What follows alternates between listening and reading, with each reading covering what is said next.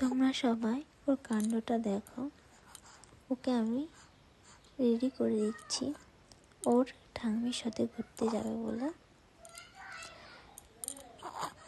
খুব হাসছে আর দুষ্টুমি তো করছেই। এই দুষ্টুমির মধ্যে থেকেই ওকে আমার রেডি করে দিতে হবে।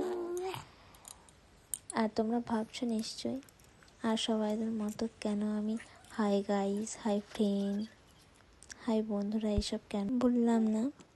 কারণ আমি তোমাদের সবাইকে নিজের মনে করি। আর এর কাণ্ডটা দেখো, আমি টিপ পরাচ্ছি, কিছুতেই পরাতে দেবে না। ওর দুটো হাত আমাকে ধরে রাখতে হচ্ছে। এই যে টিপ পরানো প্রত্যেকটা দিন আমার কাছে যেন একটা যুদ্ধের মতো। এটা আশা করি সব মায়েরাই বোঝে।